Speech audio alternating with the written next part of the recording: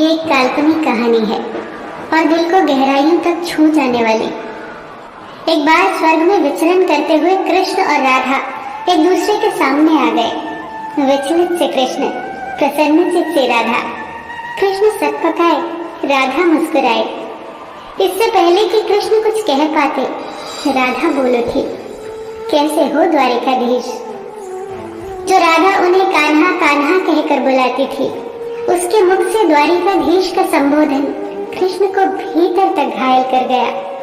फिर भी किसी तरह अपने आप को संभाल लिया उन्होंने और बोले राधा से, मैं तुम्हारे लिए आज भी वही कान्हा हूँ। तुम तो मुझे द्वारिकाधीश मत कहो। आओ बैठते हैं। कुछ मैं अपनी कहता हूँ, कुछ तुम अपनी सुनाओ। सच कहूँ राधा, जब जब भी तुम्हारी याद आती थी, इन आंखों से आंसुओं की बूंदें निकल आती थी। राधा बोली, मेरे साथ ऐसा कुछ नहीं हुआ। न तुम्हारी याद आई, न आंखों से आंसू बहा, क्योंकि हम कभी तुम्हें भूले ही कहाँ थे। जो तुम याद आते, इन आंखों में तो सदा तुम ही थे। कहीं आंसुओं के साथ निकल न जाओ, इसलिए रोते भी नहीं थे। कान्हा, प्रेम से अलग होने पर तुमने क्या खोया, इसका एक आईना दिखाऊं तुम्हें। कुछ कड़वे सच प्रश्न सुन पाओ तो सुनाऊं। कभी सोचा है इस तरक्की में तुम कितने बिछड़ गए।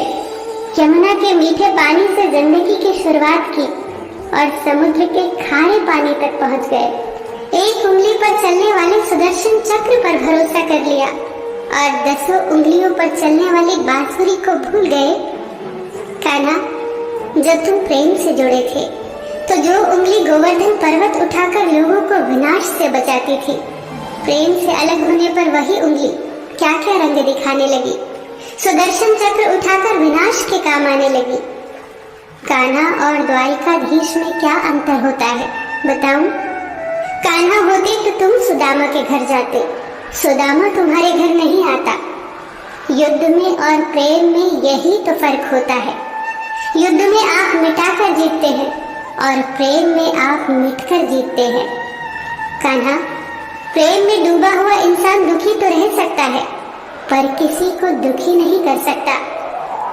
आप तो कई कलाओं के स्वामी हो, स्वप्न दूरदृष्टा हो, गीता जैसे ग्रंथ के दाता हो, पर आपने ये क्या निर्णय लिया? आपने अपनी पूरी सेना कौरवों को सौंप दी और अपने आप को पांडवों के साथ कर लिया।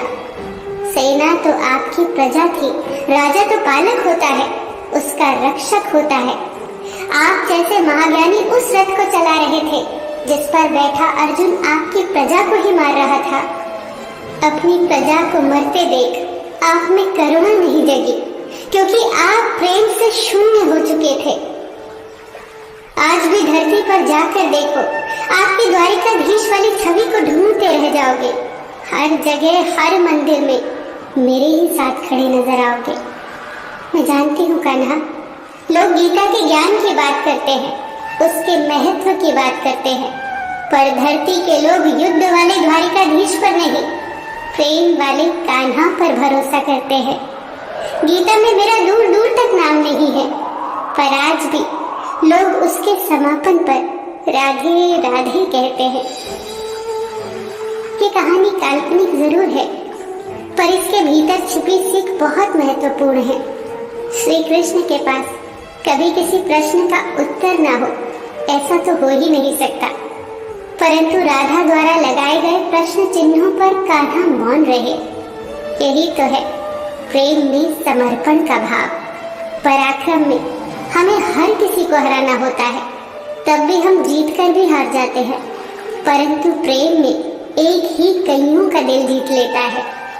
सही कहा है कि छोटी सी उंगली पर पूरा गोवर्धन पर्वत उठाने वाले भगवान श्री कृष्ण छोटी सी बांसुरी को दोनों हाथों से पकड़ते थे। फिर मिलेंगे दोस्तों अगली कहानी के साथ। तब तक के लिए अपना ख्याल रखना और हमेशा मुस्कुराते रहना।